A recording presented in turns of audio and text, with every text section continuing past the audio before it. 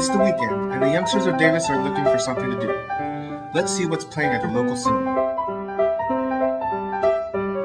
Watchmen, the popular graphic novel from the late 80s, is now moving.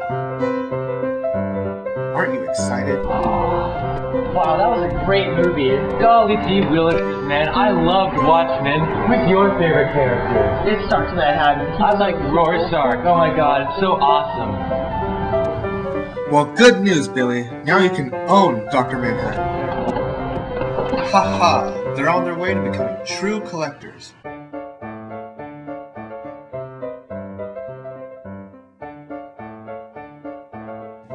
Action figures have a unique place in a nerd's heart. Even without a particular function, they allow themselves to fall under their owner's control. Unlike comic books that have a narrative format in which the character's story evolves according to its writers, or other memorabilia has a function like a lunchbox or backpack, Action figures can only be appreciated as they are, the very idea of a character, but totally willing to do whatever their owner wants. collectors wield total control over their action figures. Due to the obedient nature of action figures, collectors add to their collection in order to establish supreme control over their own world. Unfortunately, finding a collector who is willing to speak with us proved to be rather difficult. Collectors are more gregarious online than in person.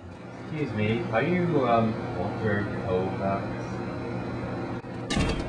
Action figures first came into existence during the 60s with the introduction of the G.I. Joe figure. The doll featured interchangeable clothes with weapons as accessories and was mainly geared towards the male audience. But this would soon create global popularity for this type of toy. Later on, the popular mediums were introduced to kids. This would introduce a new line of action figures, such as television, comic books, and novel-based figurines, one that would captivate their minds and youth. After exchanging emails with an individual from a forum site who went under the username of BlackMage173, he gave me some insight into why he collected figures from a certain popular mediums. According to BlackMage173, he started to collect figurines as a way to remember an era from which it originated from, such as a nostalgic effect. He also stated that nowadays people have started to collect items from such mediums as video games and movies and novels.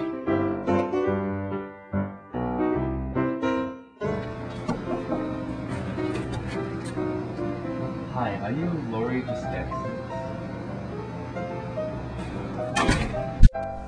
Another example of action figures are the Transformers. The Transformers in America were produced by the toy company Hasbro. The toy line was originally created by the Japanese company Takara. In 1984, Hasbro brought the distribution rights and rebranded them into the series The Transformers. Some recognizable names that would be used for many generations of Transformers included Optimus Prime and Megatron. In America, the Transformers Generation 1 lasted from 1984 to 1991 and would continue to have new series in the following years. Alongside the collectible toy line were some items that could be used in everyday life. For example, this lunchbox may have been popular amongst kids. Other items were also made and are found in more modern settings as well, including backpacks, notebooks, and more.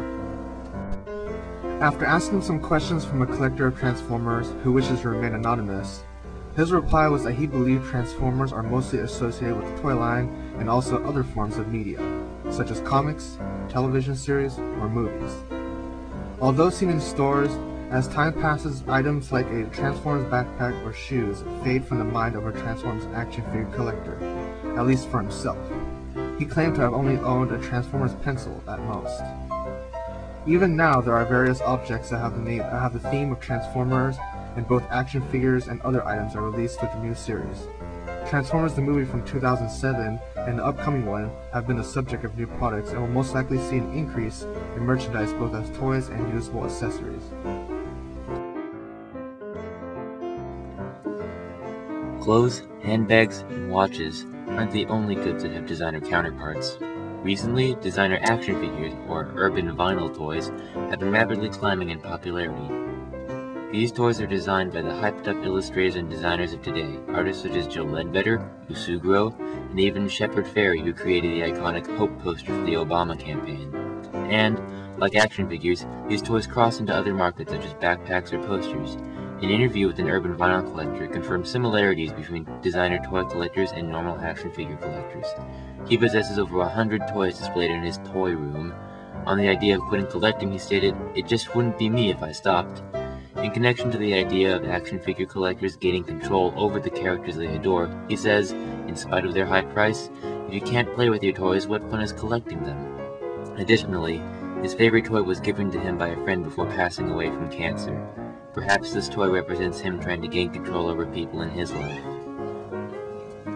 Although no collectors were willing to speak with us, the owner of collectible store Bizarro World gladly shared his insight. This usually changes with whatever is going on in the larger markets. So right now, World of Warcraft is big.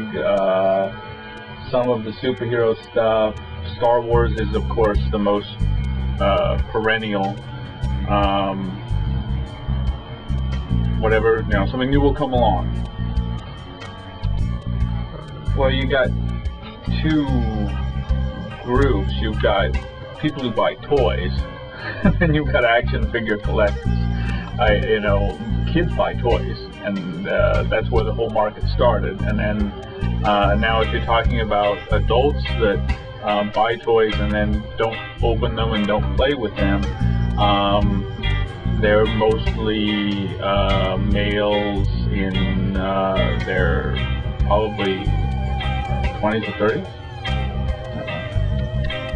Well, Davis is not a very large community, but we are right on the 80s. So, but I see a lot of regulars, and then I see occasionally someone who's on their way somewhere or passing through town.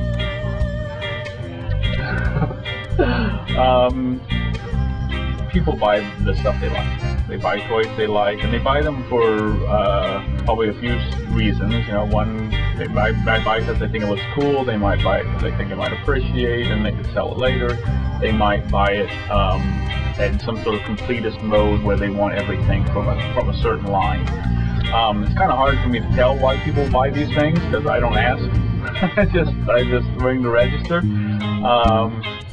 Any or all of those factors, as well as the usual hype, could affect a purchase. That's a strange question. I think that our culture is generally overemphasizes and overdefines possessions and purchases as a type of as something that defines self. I don't really think it is, even though I'm in retail. Yeah, definitely. I mean, it's a not quite a fad industry, but it has certain peaks and valleys. Watchmen is big right now, but in 6 months, who knows?